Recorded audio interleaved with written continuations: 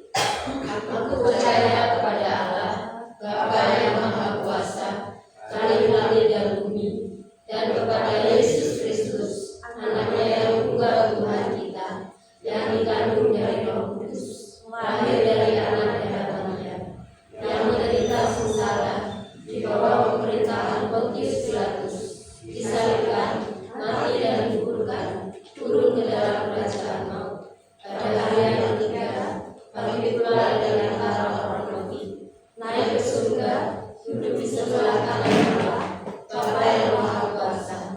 Pada saat yang akan datang, untuk menghakimi orang yang hidup dan yang mati. Aku percaya kepada Roh Kudus, Gereja yang kudus dan am, persekutuan orang kudus, pengampunan dosa, kebangkitan tubuh, dan hidup yang kekal. Jemaat kita bangkit berdiri. Sebentar lagi kita akan mendengarkan firman Tuhan. Mari firman Tuhan kita ikuti dengan pujian seperti besar yang Tuhan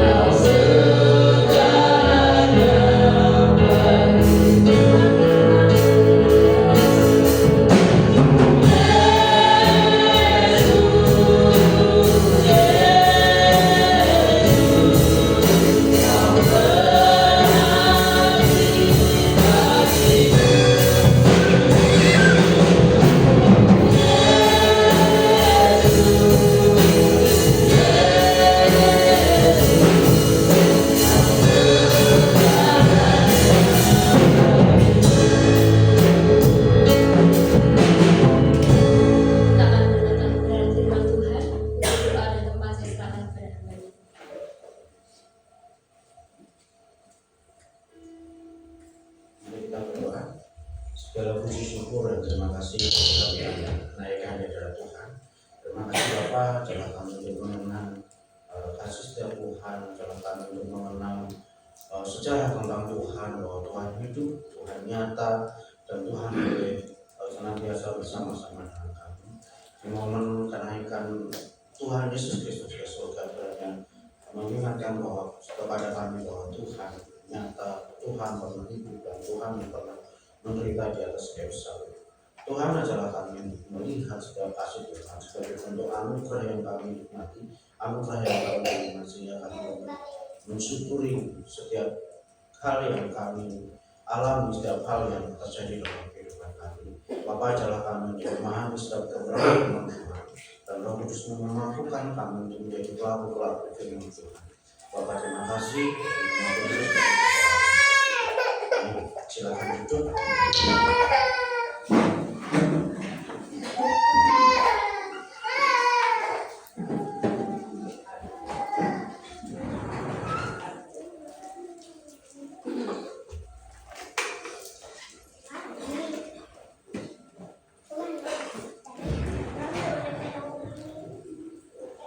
Shalom, selamat pagi. Di tradisi Jawa kita tidak asing dengan 40 hari. Kenapa sih Tuhan Yesus menampakkan diri selama 40 hari? Apakah sama kayak tradisi orang Jawa yang tentang 40 harian? Ketika orang meninggalkan diperingati dari mulai 3 hari, 7 hari, 40 hari, 100 hari, setahun, terus kemudian 1000 hari. Lalu konsepnya apakah sama dengan yang di Jawa tentang 40 hari? Kalau 40 hari menurut tradisi Jawa itu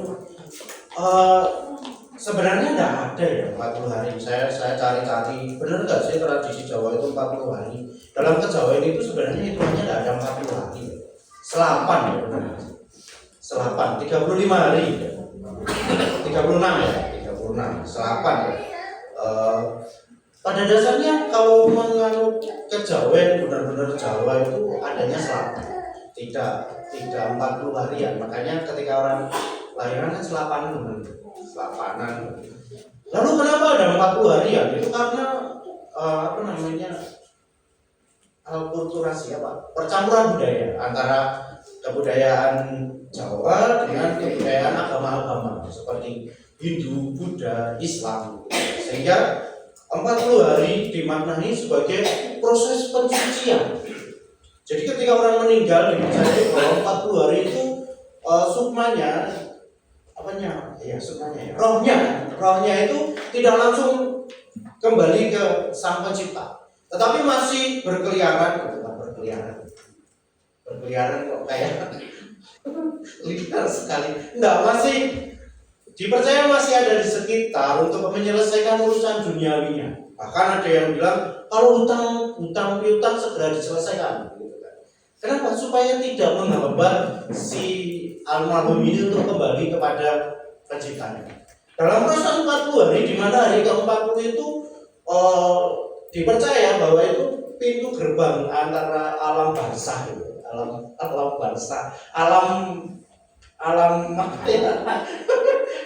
maut, bukan alam maut sih, alam kubur itu dengan kembali ke pencipta itu tipis jaraknya. Jadi di 40 hari itu semua urusan harus selesai. Makanya tidak heran ya film horor Indonesia itu ada yang dendam gitu ya, 40 hari. Selama 40 hari, wah aku masih dilihati si ini, si itu, begitu kan. Wah ini apalagi yang horor lagi, wah ini ada yang jadi pocong gitu. Kenapa talinya tidak dilepas begitu kan? Kenapa? Karena ini konsepnya 40 hari arwah itu masih ada di sekitar kita. Lalu apakah Tuhan Yesus juga sama dengan konsep Jawa? 40 hari itu arwahnya, rohnya itu bergentayangan. Nah, ternyata setelah saya pelajari tentang tradisi Yahudi, tidak ada dalam tradisi Yahudi, terutama Yahudi ya, karena kita berbicara tentang Tuhan Yesus yang dipakai kita tradisi Yahudi. tradisi Israel pada waktu itu tidak ada konsep tentang penyucian roh selama 40 hari bagi orang meninggal. Memang benar, konsep 40 hari itu ada jauh sebelum Tuhan Yesus. Bahkan di masa-masa sebelum Masehi, di namanya, kalau kita belajar sejarah itu namanya sejarah Timur Dekat kuno, itu sekitar tahun 2000 3000 sebelum Masehi, pada masa Musa, pada masa Abraham, mereka juga menganut adanya 40 hari sakral, di mana makhluk hidup dimulai dari 40 hari, dibentuk selama 40 hari itu. Termasuk juga yang menganut itu Mesir, Mesopotamia, Sumeria, Babilonia, Asyur, juga Kanaan sebelum orang Israel datang. Dan 40 hari dalam masa kuno, masa Timur Dekat kuno itu dikatakan bahwa itu bentuk dari batas kemampuan manusia, batas transisi manusia dari yang kefanaan menjadi lebih baik. Dalam tradisi tirakat, kejawen juga mengenal namanya tirakat. Puncak dari tirakat itu 40 hari. Kalau orang tirakat 7 hari itu ya 7 hari gitu. Puncaknya itu 40 hari. Entah itu mau ngerowot, mau mute, mau ngebleng, mau pati geni, mau laku yang tanpa sambil melakukan kebajikan itu saya lupa. Ada laku apa itu 40 hari. Kenapa ya? Karena itu bentuk penyucian manusia. Lalu apakah Tuhan Yesus menampakkan diri selama 40 hari ini juga bentuk penyucian oleh Tuhan Yesus? Tentu tidak. Kenapa saya bawa pendahuluan di 40 hari? Karena 40 hari itu umum di kita ya. Umum, dan kita sebagian besar masih menganut 40 harian, bagaimana orang melihat tentang upacara selamatan gitu ya. Nah, kita boleh lihat di dalam Kisah Rasul pasal 1 ayat yang ketiga.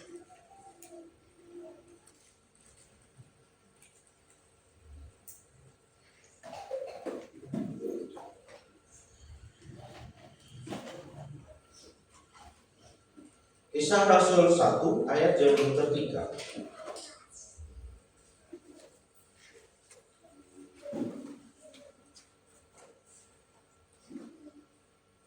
Firman Tuhan, kepada mereka ia menunjukkan dirinya setelah penderitaannya selesai, dan dengan banyak tanda ia membuktikan bahwa ia hidup. Sebab selama 40 hari ia berulang-ulang menampakkan diri dan berbicara kepada mereka tentang kerajaan Allah. 40 hari mereka, Tuhan Yesus menampakkan diri dan hidup. Bukan seperti konsep yang kita anut, konsep yang orang Jawa kebanyakan anut, bahwa 40 hari Allah itu masih berada di sekitar kita untuk menyelesaikan urusan duniawi. Tuhan Yesus tidak. Tuhan Yesus benar-benar hidup, dan dikatakan di dalam ayat yang ketiga, Rasul Lukas mencatatkan bahwa banyak tanda ia membuktikan bahwa ia hidup. Nah, 40 hari, kenapa 40 hari dipilih Tuhan Yesus? Karena 40 hari ini bukan satu angka 40 hari yang biasa. 40 hari ini menggambarkan 40 hari, kalau kita baca di dalam kitab Kejadian, 40 hari hujan badai, air bah turun. 40 hari juga 40 hari di mana Musa bertemu Tuhan di Gunung Sinai. Dan 40 ini juga menggambarkan 40 tahun juga bangsa Israel berkeliling-keliling. Karena apa? Ketidaktaatannya. Untuk apa? Menyucikan orang Israel. Kalau kita baca di dalam Keluaran, kita akan melihat bahwa 40 hari orang Israel berkeliling-keliling itu apa? Untuk menghabiskan angkatannya Yosua dan Kaleb. Supaya apa? Ketika mereka masuk ke tanah Kanaan, tidak ada rasa ketakutan. Karena kalau kita lihat di kisah 12 pengintai, 10 pengintai membicarakan hal-hal yang wah ini mustahil kita merebutkan anak-anak. Jadi 40 tahun itu 40 tahun dalam bentuk penyucian generasi. Sehingga generasi yang masuk ke Israel bukan generasi yang lemah hati, bukan generasi yang takut karena bayang-bayang orang-orang Kanaan yang tinggi besar. Juga 40 hari di mana Elia berjalan ke Gunung Horeb karena pembantaian yang dilakukan oleh Ahab dan juga istrinya. Di 40 hari itu juga Tuhan memberikan pengganti Elia, yaitu Elisa. Dan di hari setelah penggantian Elisa itu Elia naik ke surga. 40 hari juga, 40 hari di mana Tuhan Yesus setelah berpuasa, dibaptis, berpuasa dan mengalami pencobaan di padang gurun selama 40 hari. Sebagai bentuk pemurnian diri, pemurnian hati. Setelah kematian Tuhan Yesus pun bangkit selama 40 hari. Jadi 40 hari bukan serta-merta dipilih, wah ya wis lah 40 hari sebagaimana adanya. Tidak. Tetapi 40 hari ini digunakan sebagai bentuk pembuktian bahwa Tuhan Yesus adalah Mesias yang hidup. Benar-benar Mesias. Kenapa? Karena sebelum Tuhan Yesus menyatakan diri di dalam pelayanannya, ada banyak Mesias yang mengaku diri Mesias itu menyatakan diri. Ada namanya Simon dari Perea, itu sekitar tahun 4 sebelum Masehi. Simon menyatakan diri sebagai Mesias yang memimpin pemberontakan orang Israel kepada Romawi supaya Israel merdeka.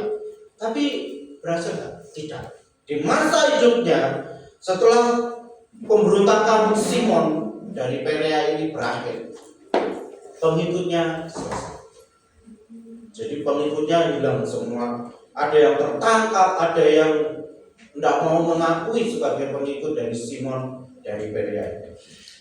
Yang kedua yang mengaku sebagai Mesias dari orang Israel adalah Atroges dari seorang gembala. Sama, digambarkan sebagai Raja Daud. Daud sebelum jadi raja sebagai gembala. Jadi si Atroges ini juga menyatakan diri sebagai Mesias, raja orang Israel yang lahir dari seorang gembala. Kemudian ini terjadi juga sekitar abad 4 sebelum Masehi. Setelah terjadi pemberontakan dan akhirnya sama seperti Simon dari Perea, ditangkap dan pendukungnya juga ada yang ditangkap, ada yang melarikan diri dan itu selesai. Kemudian yang ketiga ada Yudas dari Galilea. Juga sama tahun 6 Masehi. Pada waktu itu ada perubahan dari sistem kerajaan di Israel menjadi gubernur oleh Romawi. Jadi si Yudas ini memanfaatkan kesempatan itu untuk memberontak, untuk membawa Israel merdeka. Tapi juga sama seperti aksi-aksi sebelumnya dan selesai juga hilang pengikutnya. Dan yang terakhir ada namanya Teudas. Teudas ini juga sama dianggap sebagai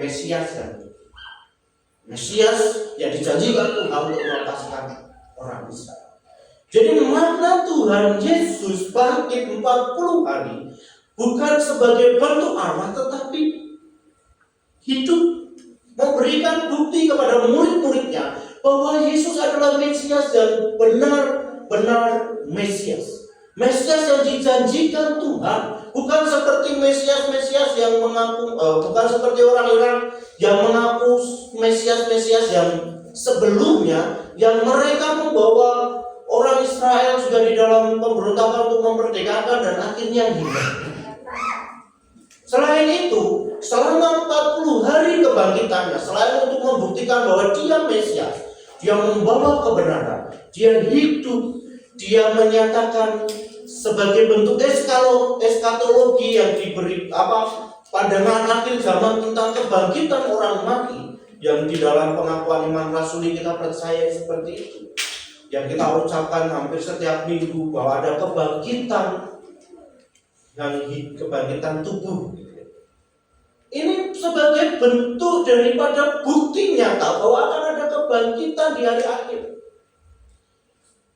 Sama seperti kejadian 40 tahun di padang gurun dan juga 40 hari Musa di Gunung Sinai. Selama 40 hari Tuhan menampakkan diri kepada murid-muridnya untuk menyatakan, aku bukan seperti Mesias yang dulu, yang orang-orang mengaku Mesias itu. Dan juga untuk memurnikan iman murid. Bisa dibayangkan, ada orang yang kita anggap sebagai pemimpin yang kelihatannya akan membawa kita kepada perubahan. Makanya kenapa Tuhan Yesus ketika orang banyak berbondong-bondong menemui Tuhan Yesus ketika di Bukit Zaitun menghindar, karena Tuhan Yesus tahu orang-orang ini menganggap Tuhan Yesus Mesias bukan sebagai Mesias penyelamat yang hadir dari Tuhan, tetapi Mesias sebagai panglima tentara, Mesias sebagai seorang raja yang akan melepaskan Israel dari Romawi. Makanya Tuhan Yesus menghindar. Dan ketika Tuhan Yesus disalib dan mati, para murid merasa kehilangan Allah. Kita baca di dalam Injil-Injil yang lain, Injil Matius, Markus, Lukas, juga Yohanes, menyatakan bahwa murid-murid kembali ke habitatnya, kembali ke pekerjaan awalnya. Bahkan di Yohanes di minggu yang lalu kita belajar bahwa Rasul Petrus bersama dengan murid-murid yang lain kembali menjadi nelayan. Kenapa? Karena kehilangan arah, kehilangan panutan, kehilangan tujuan awalnya mengikut Tuhan Yesus. Karena mereka berpikir Tuhan Yesus Mesias dan dia akan melepaskan orang Israel dari penjajahan Romawi. Kadang-kadang kenapa banyak orang Kristen juga mengundurkan diri jadi Kristen? Dengan berbagai alasan. Banyak orang Kristen yang meragukan Kristus karena menganggap bahwa kita jadi Kristen, kita berdoa kepada Tuhan, kita sebagai anak raja, kita berdoa akan diberikan berkat, akan diberikan perlindungan, akan diberikan kemakmuran, akan diberikan kecukupan. Banyak orang Kristen yang kecewa dalam kekristenannya. Kenapa? Merasa aku jadi orang Kristen ini kok nggak tambah kaya ya, kok nggak tambah berkecukupan ya, kok nggak tambah nyaman ya hidupnya. Kok jadi orang Kristen malah kadang-kadang banyak masalah, banyak hal-hal yang membuat kita itu kadang-kadang putus asa, kadang-kadang menyerah. Apa? Jadi orang Kristen aja. Kelihatannya jadi di luar kekristenan itu enak begitu ya. Bisa ngapa-ngapain, bisa lakukan ini itu. Ini yang membuat banyak orang Kristen kadang-kadang meragukan Kristus. Kenapa? Karena Kristus bukan tidak mengurusi hal-hal dunia, tidak. Tapi Kristus hadir bukan untuk masalah yang duniawi saja, tetapi Kristus hadir lebih daripada itu. Kristus mati di kayu salib bukannya sekedar mati selesai tugasnya, enggak. Kristus mati di kayu salib bentuk dari penyempurnaan gambar dan rupa Allah yang hancur ketika manusia jatuh dalam dosa. Kristus menjadi manusia bukan karena Tuhan tidak punya kerjaan. Wah, ini Tuhan gabut, gak ada kerjaan, jadi manusia aja. Enggak. Sebagai bentuk dari keadilan dan juga kasih Tuhan. Kalau kita mau belajar kasih, kita belajar dari Tuhan. Kenapa Tuhan orang Kristen itu 3 pribadi, bukan 3 Tuhan, tapi 3 pribadi. Kalau Tuhan berbicara kasihilah sesama manusia, tapi Tuhannya satu pribadi, bagaimana cara menunjukkan kasih? Sama seperti anak tunggal gitu ya. Anak tunggal berbicara, ayo kasihilah saudaramu, kamu harus berbuat baik kepada saudaramu. Bisa nggak kasih bukti untuk mengasihi saudaranya? Nggak bisa. Kenapa? Karena dia tunggal. Dia tidak tahu bagaimana menghargai kakaknya. Dia tidak tahu bagaimana mengasihi adiknya. Karena dia tidak pernah merasa punya adik dan punya kakak. Kalau dibilang, ya kamu harus berbagi sama siapa? Sejak kecil toh aku sendiri. Tidak bisa menyatakan kasih kalau itu, apalagi tunggal hidup sendiri. Tidak ada orang tua. Untuk menyatakan kasih, tidak bisa. Makanya kita mengenal pribadi Tuhan sebagai Tritunggal untuk memberikan teladan kepada kita bagaimana itu kasih. Sehingga melalui Tuhan Yesus, Tuhan menyatakan ini loh kasih yang tanpa syarat. Unconditional election, ketika memilih. Makanya Tuhan Yesus berkata, kasihilah sesama manusia seperti dirimu. Itu bukan sekedar omong kosong. Karena Tuhan Yesus menyatakan dirinya sebagai kasih itu, menyatakan dirinya sebagai teladan dari bagaimana mengasihi. Kalau kita baca di dalam kisah perjalanan Tuhan Yesus menyembuhkan bukan kepada orang-orang yang baik saja, tetapi orang-orang yang dianggap sampah masyarakat. Tuhan Yesus sekali. Bahkan si kusta, orang mau dekat-dekat itu, orang mau dekat itu tidak mungkin, gitu, karena takut ketularan. Tuhan Yesus sembuhkan dan sembuh. Itu menunjukkan bahwa kasih itu tanpa syarat. Di dalam 40 hari ini Tuhan Yesus menyatakan, ini loh yang aku ajar. Bukan hanya sekedar ajaran manusia, bukan hanya sekedar bagaimana kita menikmati hidup sebagai manusia di dunia, tetapi juga kita harus mencari kerajaan Allah. Di bagian yang ketiga, di bagian yang terakhir dikatakan, sebab selama 40 hari ia berulang-ulang menampakkan diri dan berbicara kepada mereka tentang kerajaan Allah. Kalau di dalam bahasa aslinya itu Basilia tau Theo, tentang kebenaran kerajaan Tuhan, bukan semata-mata apa yang akan kita nikmati di dunia ini saja, tetapi apa yang akan kita nikmati di akhir. Sehingga Tuhan Yesus menyatakan diri hidup sebagai bukti bahwa kebangkitan itu ada. Dan selain itu juga sebagai bentuk 40 hari ini sebagai bentuk sanggahan hoax masa itu, bahwa Tuhan Yesus itu disembunyikan mayatnya oleh para muridnya.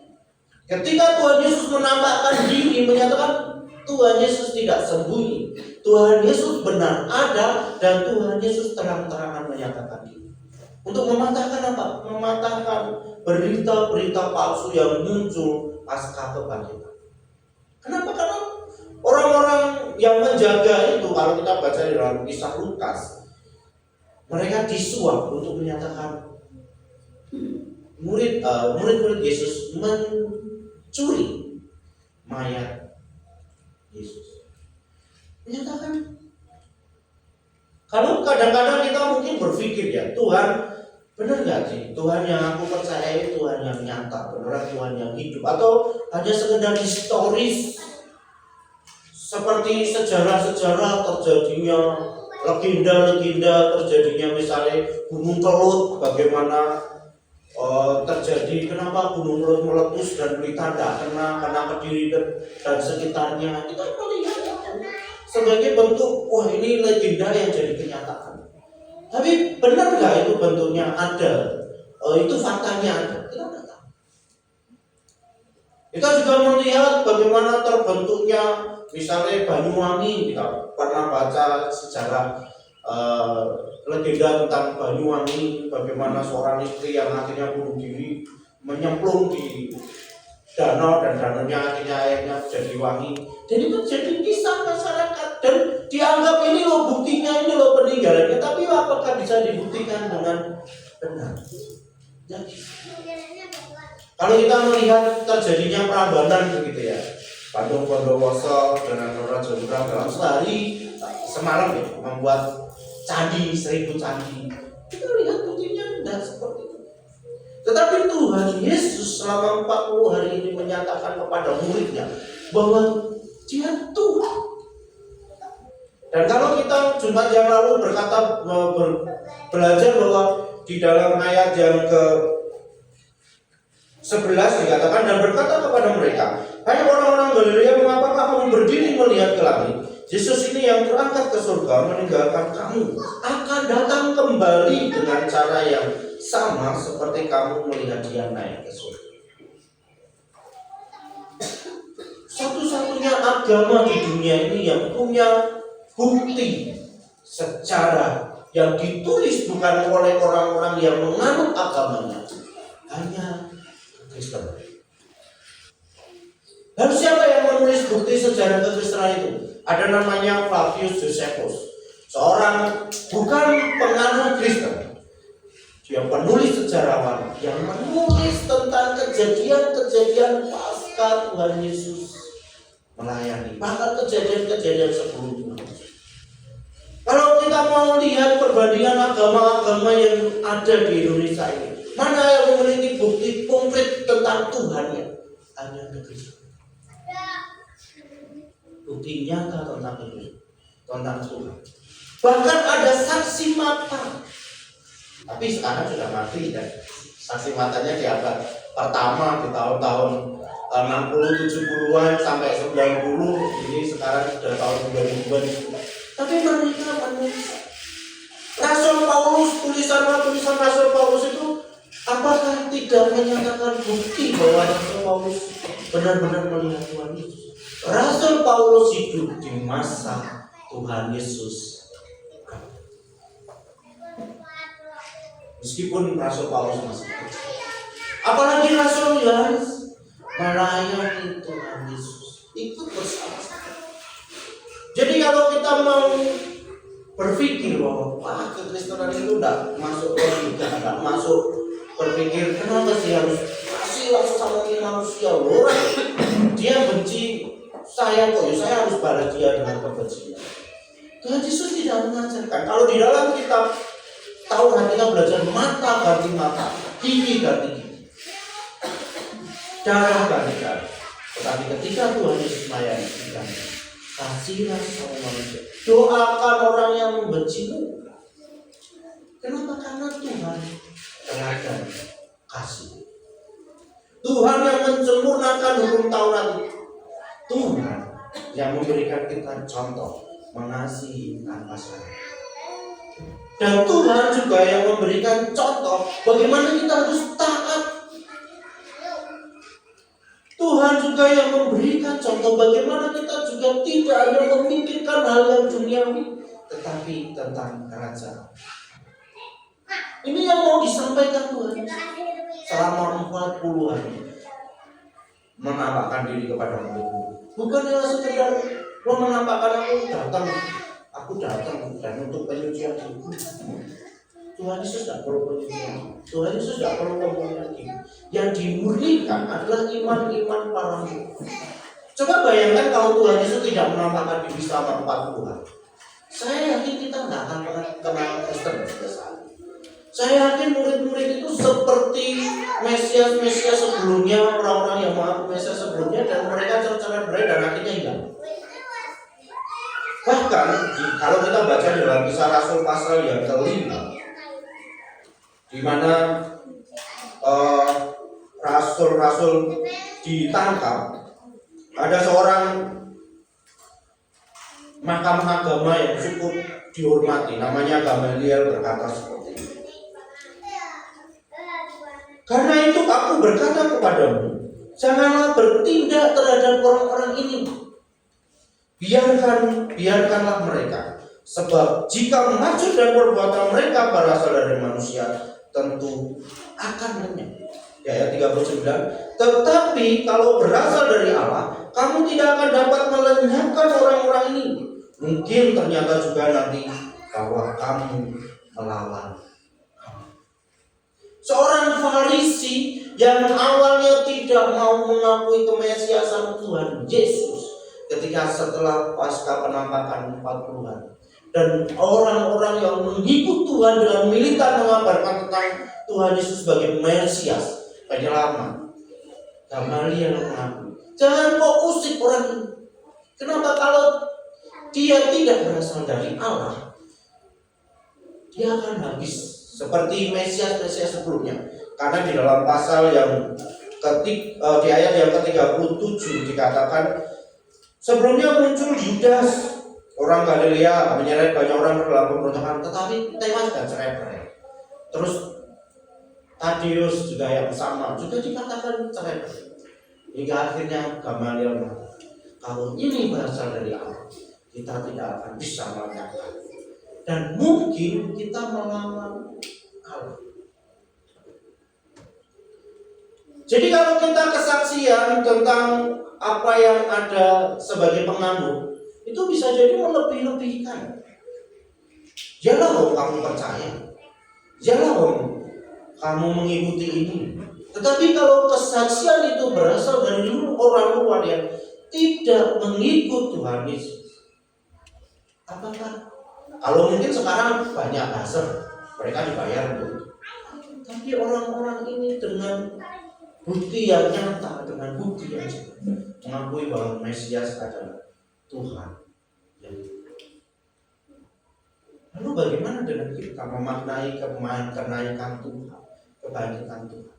Benarkah kita menyadari bahwa Tuhan itu benar-benar hidup?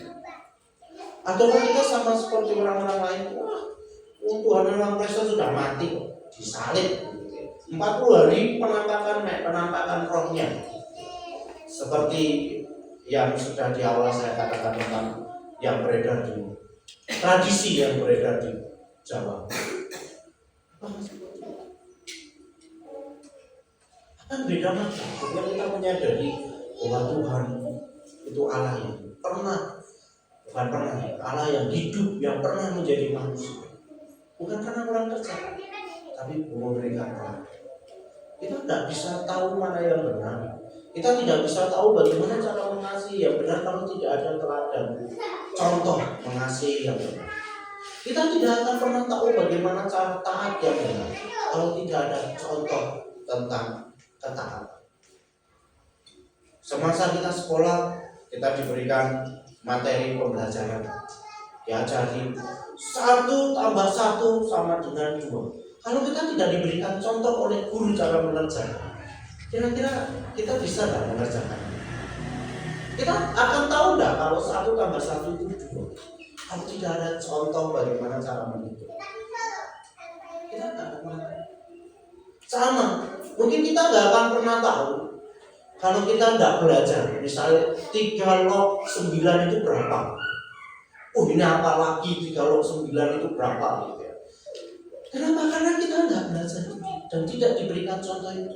Suruh menghitung 3 log 9 bisa tidak? Itu juga matematik. Kalau saya minta 3 log 9 berapa? Kira-kira dia tahu? Kenapa? Karena tidak ada contoh untuk mengerjakan. Makanya Kekristenan menjadikan Kristus sebagai teladan. Bagaimana kita meneladani, bagaimana kita meneladani, kita percaya kepada Tuhan, menyerahkan diri sepenuhnya kepada Tuhan. Bagaimana kita belajar taat sungguh-sungguh kepada Tuhan. Bagaimana kita belajar mengasihi Tuhan dengan sepenuh hati dan sepenuh jiwa. Hingga akhir, tanpa teladan, sekali lagi kita tidak pernah tahu apa yang akan kita kerjakan. Mari kita berdoa. Tuhan, kiranya Tuhan boleh memampukan kami untuk menjadikan Tuhan teladan dalam kehidupan kami hari lepas hari. Teladan bagaimana kami harus mengasihi orang-orang sekitar kami. Teladan juga bagaimana kami juga harus taat kepada Tuhan. Kiranya di dalam momen kebangkitan Tuhan Yesus dan menambah Tuhan Yesus menambahkan diri pada murid-murid selama 40 hari, menyatakan bahwa Tuhan memberikan bukti bahwa Tuhan itu. Tuhan memberikan bukti bahwa ada kebangkitan setelah kematian, bahwa akan ada penghakiman setelah kematian. Dan Tuhan juga menyatakan bahwa kasih Tuhan telah sempurna kepada kami yang percayakan Engkau sebagai Mesias di kayu salib yang menebus kami daripada hukuman dosa kami dan menanggung hukuman kami. Bapak ajarlah kami juga menjadikan Tuhan sebagai teladan bagaimana kami menceritakan kerajaan Allah kepada orang yang belum mengenal Tuhan, bahkan kepada orang-orang yang sekitar kami, saudara-saudara kami, sehingga mereka semakin bertumbuh imannya di dalam Tuhan, semakin menyadari bahwa Tuhan itu adalah Tuhan yang nyata, Tuhan adalah Tuhan yang hidup, dan Tuhan memberikan teladan yang baik bagi kami. Terima kasih Tuhan, terima kasih Bapak sekali lagi. Kau boleh murnikan hati setiap kami, Kau boleh murnikan setiap pemikiran kami, Kau boleh memurnikan ketaatan kami, hingga Kau boleh memurnikan kepercayaan kami kepada Tuhan, sehingga sama seperti murid-murid yang lain Tuhan, di mana Engkau menambahkan diri kepada mereka dan memurnikan iman mereka, memurnikan tujuan hidup mereka, memurnikan ketaatan mereka di dalam Tuhan, sehingga mereka dengan penuh keyakinan, sehingga mereka dengan penuh kesadaran dan dengan penuh sukacita menyatakan kasih Tuhan dan bahkan rela mati demi menyatakan kerajaan Tuhan. Bapak, mungkin kami tidak semilitan mereka, mungkin kami tidak seberani mereka, tetapi berikanlah kami keberanian untuk menyatakan kasih setia Tuhan kepada orang-orang di sekitar kami, dan menjadikan kami bukti nyata bahwa Tuhan hidup di dalam diri kami, dan Tuhan hidup di dalam setiap hal yang kami kerjakan. Terima kasih Bapa, terima kasih Tuhan. Di dalam nama Tuhan Yesus Kristus kami berdoa dan mengucap syukur.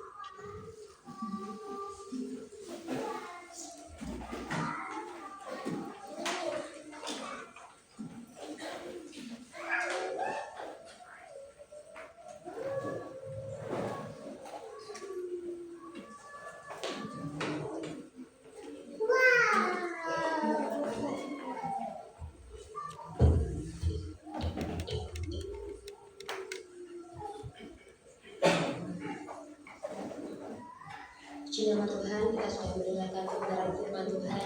Kiranya firman Tuhan yang sudah kita dengar dapat kita aplikasikan dalam kehidupan kita. Mari Bapak Ibu kita responi firman Tuhan dengan mengatakan pujian ikan hati. Seperti hatimu,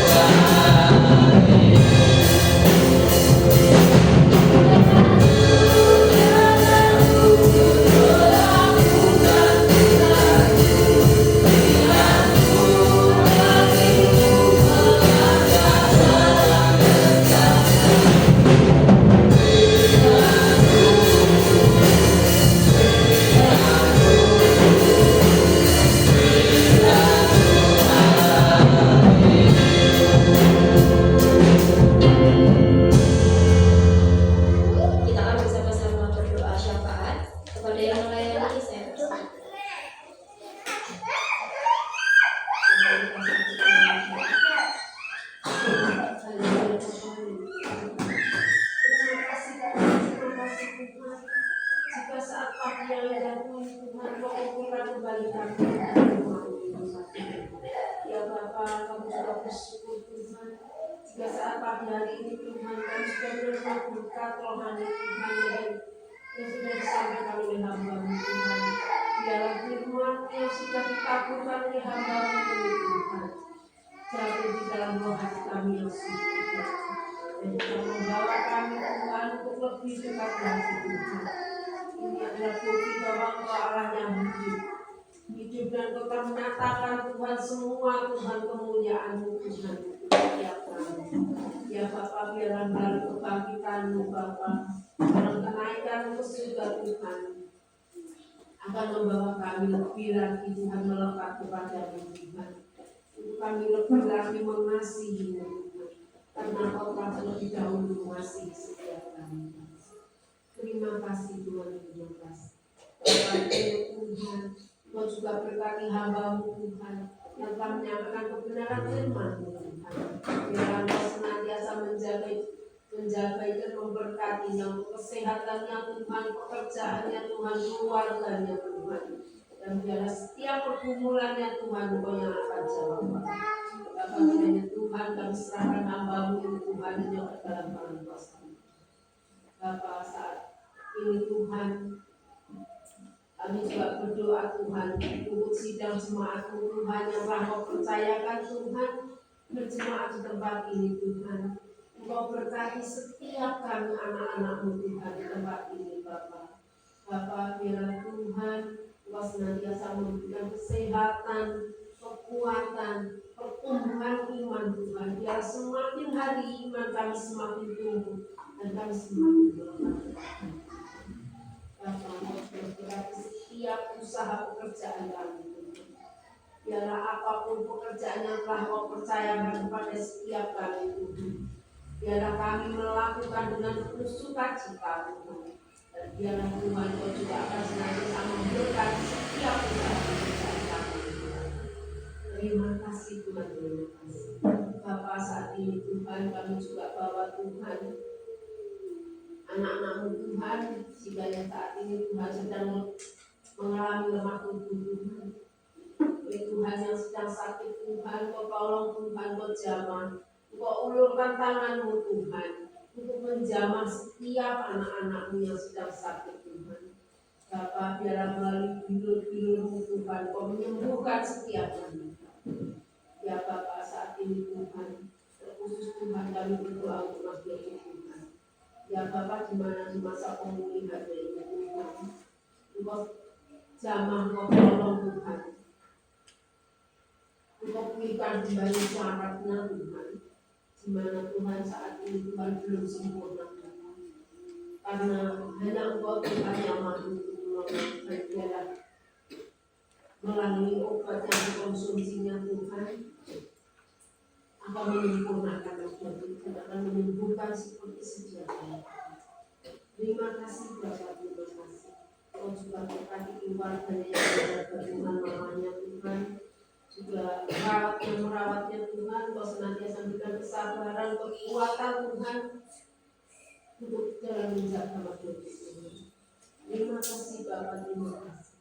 Saat ini Tuhan, kami juga bawa anak Enso Tuhan ke dalam kuasa-Mu. Ya Bapak, biarlah Kau tolong Tuhan anak Enso Tuhan, di mana saat ini Tuhan sedang membentuk Tuhan. Apapun yang menjadi keluhannya, Engkau akan yang menyempurnakan, Engkau yang akan menyembuhkan dan Engkau yang akan menolong. Bapa, Engkau juga berkati orang tuanya Tuhan yang menjaga Tuhan. Engkau senantiasa menjaga dan memberkatinya. Dan kami serahkan anak Yesus Tuhan ke dalam Tuhan. Bapa, saat ini kami juga berdoa Tuhan untuk jemaat-Mu Tuhan yang sudah lansia Tuhan. Bapa, biarlah di masa tuanya Tuhan akan senantiasa Tuhan tetap berpegang teguh di dalam iman percaya kepada-Mu Tuhan. Biarlah akan sampai Engkau memanggilnya Tuhan, tetap percaya bahwa Engkau adalah Tuhan, Juru Selamat satu-satunya. Engkau berkati Tuhan kesehatannya, dan juga berkati keluarganya Tuhan yang menjaga di masa tuanya Tuhan. Engkau akan senantiasa memberkati setiap usaha pekerjaan keluarganya Tuhan dalam menjaga Tuhan anak-anaknya segala sesuatu. Bapak yang kami serahkan Tuhan, anak-anaknya sudah kasihan Tuhan berjalan kelas. Bapak kami juga berdoa Tuhan anak kami yang di sekolah Tuhan. Di mana Tuhan saat ini Bapak banyak sekali Tuhan pergaulan yang kurang baik. Engkau jagai Engkau lindungi anak-anak kami Tuhan di bangku sekolah Tuhan. Baik dari pergaulan yang kurang baik Tuhan, untuk narkoba Tuhan, apapun yang lainnya Tuhan, Engkau akan senantiasa menjaganya Tuhan. Biarlah Tuhan anak-anak kami ini Tuhan bisa menjadi saksi Tuhan di lingkungan sekolahnya, di lingkungan bermainnya Tuhan, di lingkungan teman-temannya Tuhan. Bahwa dia menjadi saksi Tuhan. Dan itu kami serahkan anak-anak kami dalam studinya Tuhan, Kau akan senantiasa menjaga dan memberkati. Terima kasih Bapak, terima kasih.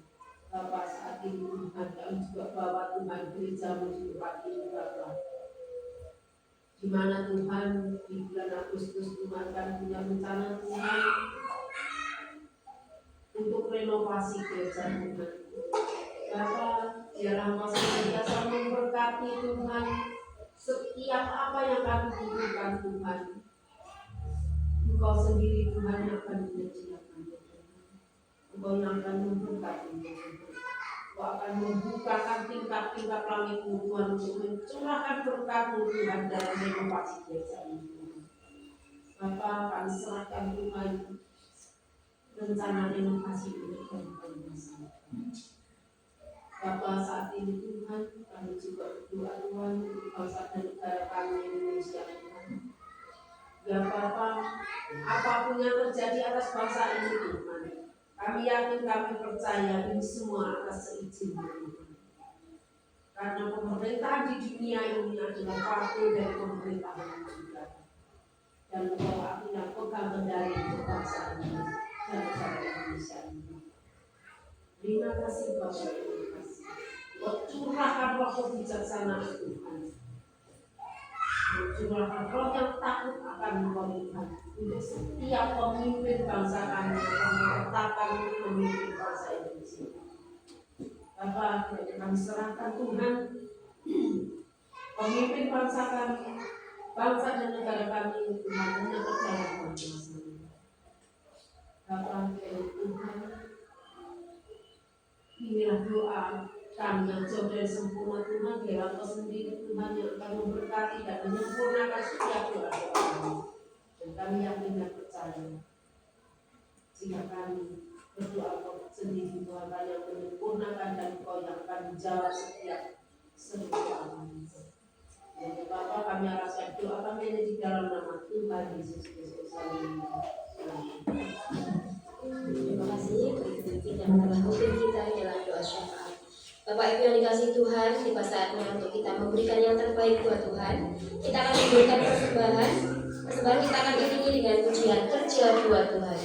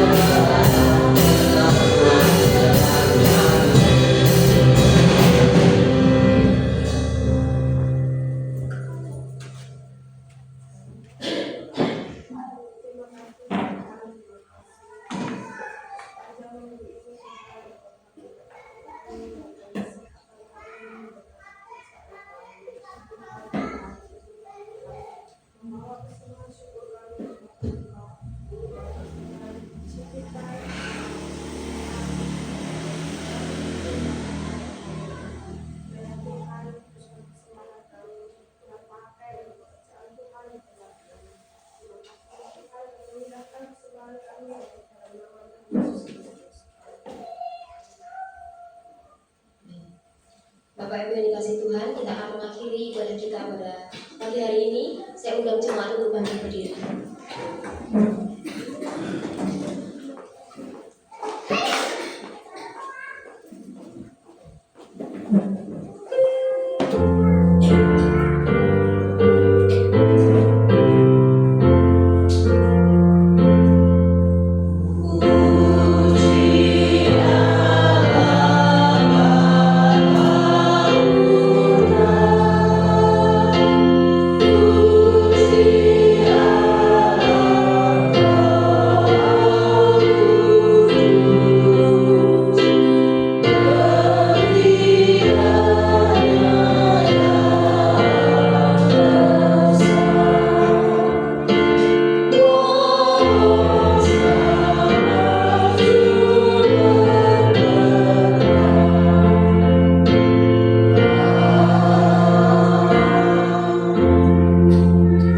Akhir ibadah ini Tuhan, kami memberikan segala pujian, hormat, syukur kami hanya bagi nama Tuhan. Sebab ibadah kami berlangsung atas nama Tuhan yang menciptakan langit dan bumi.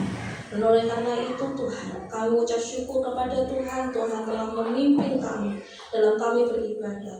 Tuhan telah menyertai kami ketika kami memuliakan nama Tuhan. Dan biarlah ini menjadi persembahan yang hidup di hadapan Tuhan. Melalui setiap pujian, nyanyian yang kami berikan bagi Tuhan, melalui sikap hati kami ketika kami berdoa kepada Tuhan, melalui sikap hidup kami dan jiwa kami ketika kami melakukan kebenaran firman Tuhan. Oleh karena itu Tuhan, sebelum kami pulang, kami rindu menerima berkat daripada Tuhan. Dan ya Tuhan, memberkati kami di dalam usaha pekerjaan kami, apa yang kami kerjakan. Biarlah Tuhan memberkati. Biarlah hanya Tuhan buat kami berhasil melalui pekerjaan kami. Dan ya juga Tuhan memberkati rumah tangga kami dan melindungi kami dari mara bahaya, melindungi anak-anak kami ketika anak-anak kami jauh daripada kami.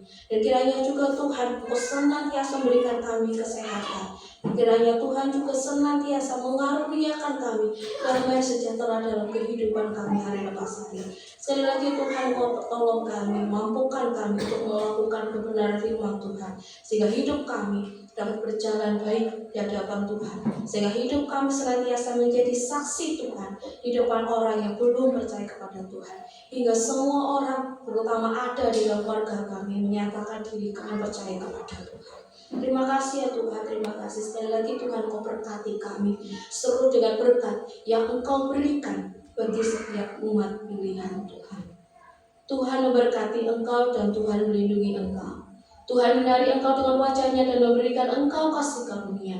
Tuhan menghadapkan wajah-Nya kepadamu dan memberikan Engkau damai sejahtera mulai hari ini sampai selama-lamanya. Amin.